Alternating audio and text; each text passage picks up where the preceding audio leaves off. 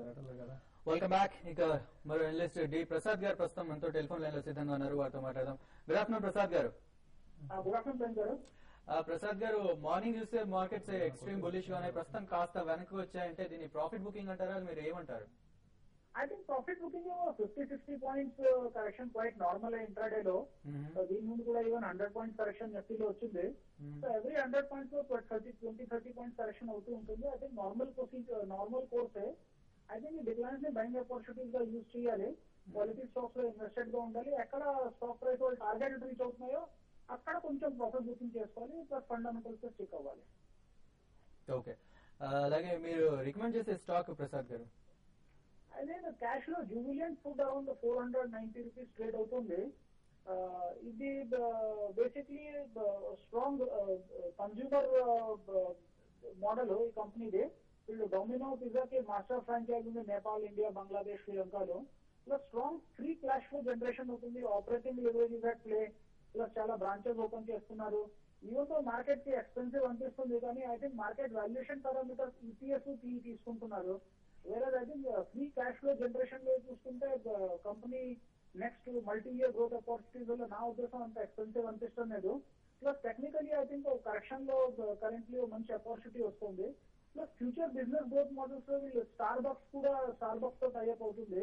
One Starbucks tie up I think ఈ కంపెనీకి strong catalyst గా పనిచేస్తుంది. సో కొంచెం స్ట్రాంగ్ మొమెంటం ప్లే ఉంది. వాల్యుయేషన్ కంఫర్ట్ ప్రతి ఇన్వెస్టర్ కి ఉండదు కానీ మొమెంటం ప్లే చేసే వాళ్ళకి చాలా ఐడియల్ ఆపర్చునిటీ. కరెంట్ లెవెల్ లో తీసుకుంటే ఐ థింక్ 1.5 months లో 540 to 575 టార్గెట్ చాలా షార్ప్ అప్రిసియేషన్ రావచ్చు. Okay, thank you very much Prasad గారు. ప్రస్తుతం మనతో కుటుంబరావు గారు కూడా జాయిన్ అయ్యారు. గుడ్ ఆఫ్టర్నూన్ కుటుంబరావు గారు, మీరేమంటారు ప్రస్తుతం ఉదయం ఇప్పుడుకున్న సిచ్యువేషన్?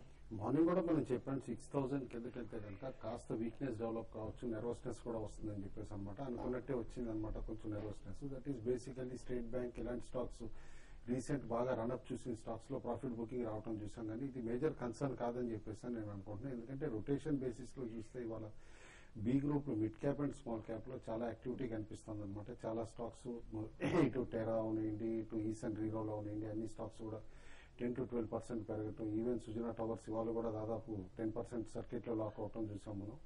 కాబట్టి కాస్త వాల్యుయేషన్స్ ఫ్రంట్ లైన్ లో ప్రైజీగా ఉన్నాయని చెప్పేసి చాలా మంది market players mid cap small cap పైన దృష్టి పెట్టారు.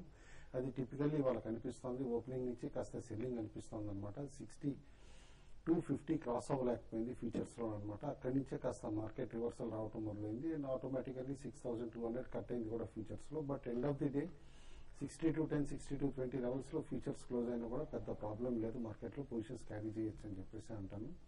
రైట్ ద మొమెంటం అంతేగాని జస్ట్ స్మాల్ కరెక్షన్స్ కి ప్యానిక్ అవ్వద్దని చెప్పేసి అంట. ఓకే అండి, నెక్స్ట్ మనకి కాలర్ కాకినాడ నుంచి రహీం ఖాన్ గారు ఉన్నారు. Hello. Hello Rahim Khan sir, నేను కాకినాడ నుంచి. చెప్పండి సార్. ప్రకాష్ స్టీల్ నేను తీసుకున్నాను సార్. అది ఏమో హోల్డ్ చేయమంటారా లేకపోతే పొజిషన్? ఏ ప్రైస్ లో తీసుకున్నారండి? ఏంటి సార్? ఏ ప్రైస్ లో తీసుకున్నారు? 188 sir. Okay, steel recently listed stock అండి. మీరు చూసే ఉంటారు లిస్టింగ్ అప్పుడు అనమాట. కంటిన్యూస్ గా 3-4 days లో జంప్ అయ్యి దాదాపు 220 లెవెల్స్ అట్లా వెళ్ళిపోవటం. ఆ తర్వాత కరెక్ట్ అయిన దగ్గర నుంచే చాలా మంది ఎంటర్ అవటం చూసాం అనమాట. స్టాక్ లో ప్రిఫరబ్లీ అవాయిడ్ చేయాలండి. ఎందుకంటే కొత్తగా లిస్ట్ అయిన స్టాక్స్ లో హై వొలటిలిటీ ఉంటుంది కాబట్టి మీకు టోటల్ డేటా మీ ముందు ఉంటే తప్పితే కనుక మీరు ట్రేడ్ చేయకూడదు అలాంటి స్టాక్స్ లో. ఎస్ఎఫ్ లో ఇంకా కాస్త వీకిష్ గానే ఉంది అది ప్రకాష్ స్టీలేజ్ మాత్రం. మీ ప్రైస్ కి దగ్గరగా వచ్చినప్పుడు మాత్రం డెఫినెట్ గా ఎగ్జిట్ అయిపోండి ఒకసారి. ఓకే, నెక్స్ట్ కాలర్ రవీందర్ గారు విజయవాడ నుంచి ఉన్నారు. హలో. నమస్తే సార్. నమస్తే అండి. సార్ ఇందాక 210 కాల్ ఆప్షన్ తీసుకున్నాను సార్ 7 రూపీస్ లో. 210 6-210 7 రూపీస్ తీసుకున్నాను సార్. దాని స్టాప్ లాస్ ఎట్లా ప్రాఫిట్ బుకింగ్ ఎట్లా చెప్తాను సార్. సార్ అట్లాగే డి ప్రసాద్ గారు రికమెండేషన్ ఇస్తున్నారు కదండి, దాని స్టాప్ లాస్ అనేది ఇవ్వటం లేదు సార్. అది మొబైల్ పై చేస్తే ఎక్కడ పెట్టుకోవాలనేది అర్థం కావట్లేదు. ఓకే అండి, ఫస్ట్ హిండాల్కో గురించి అండి. హిండాల్కో అయితే చాలా అప్ అండ్ డౌన్ ఉందండి. ఈ రోజు కూడా చూసాం ఫ్యూచర్ లో స్టాక్ 211 ఆ రేంజ్ కి వెళ్ళి మళ్ళీ స్టాక్ కొంత మార్కెట్ కరెక్ట్ అయితే ఇది కూడా కరెక్ట్ అయింది. రీసెంట్ గా చాలా బాగా పెరిగిన మెటల్ స్టాక్ లో ఇది ఒకటి చెప్పొచ్చు అండి. ఇంకా స్టాక్ పెరగడానికి అవకాశం ఉంది. నేను కూడా అరౌండ్ 220 దగ్గర దీనికి బాగా రెసిస్టెన్స్ పే చేయొచ్చు. 220 దాకా స్టాక్ పెరగవచ్చు. కాబట్టి మీరు స్టాక్ అయితే హోల్డ్ చేయండి. మీరు ఎక్కడ మీరు దీనికి స్టాప్ లాస్ క్యాష్ చెప్పాలంటే అరౌండ్ 202 అక్కడ మీరు స్టాప్ లాస్ పెట్టుకోవాల్సి ఉంటుందండి. 200 202 దగ్గర మీరు స్టాప్ లాస్ పెట్టుకొని స్టాక్ అయితే హోల్డ్ చేయండి. ఇంకోటి కూడా నా ఉద్దేశం ప్రకారం మీరు కాల్ ఆప్షన్ తీసుకున్నారు కాబట్టి ప్రాఫిట్ ఉంటే ఒకసారి బుక్ చేసుకొని మళ్ళీ కరెక్ట్ అయినప్పుడు మళ్ళీ రీఎంటర్ కానీ ఆ విధంగా చేయొచ్చండి. ఇటు ప్రసాద్ గారు చెప్పిన రికమెండేషన్స్ ఇంట్రాడే కాదండి, అందుకని ఆయన స్టాప్ లాస్ కూడా చెప్పట్లేదు అనమాట. అన్ని పొజిషన్ ట్రేడ్స్ అనమాట, preferably to be carried over next 3 weeks to 8 weeks అనమాట. కాబట్టి స్టాప్ లాస్ చెప్పట్లేదు, మీరు అది కూడా అబ్జర్వ్ చేయాలి. ఓకే, నెక్స్ట్ కర్ణాటక నుంచి గంగావతి గారు లైన్ లో ఉన్నారు. Hello hello hello hello good afternoon, చెప్పండి. మిక్ ఎలక్ట్రానిక్స్ తీసుకున్నామండి 33 రూపీస్ కి. Make electronics. అవును. ఓకే లాంగ్ టర్మ్ హోల్డ్ చేద్దాం అనుకున్నాం, చేయొచ్చా లేదా? అలాగే GVK power. Okay, make electronics and GVK మిక్ పవర్. ఎలక్ట్రానిక్స్ లాస్ట్ 3-4 సెషన్స్ నుంచి మీరు అబ్జర్వ్ చేసే ఉంటారండి, అబౌవ్ 40 ట్రేడ్ అవుతుంది అనమాట. ఎందుకంటే after very long time stock 36-40 range ఏదైతే ఉందో అది బ్రేక్అవుట్ క్రాస్ అయింది అనమాట. ఇప్పుడు 42 లెవెల్ పైన కనుక కంటిన్యూస్ గా ట్రేడ్ అవటం మొదలు పెడితే కనుక ఆల్ ది వే 56 వరకు కూడా ర్యాలీ అవ్వచ్చు. Continue to hold the position అండి. Your stop loss should be somewhere between 36 to 38 అనమాట. పొజిషన్ రేట్ అయితే హోల్డ్ చేయండి డెఫినెట్లీ.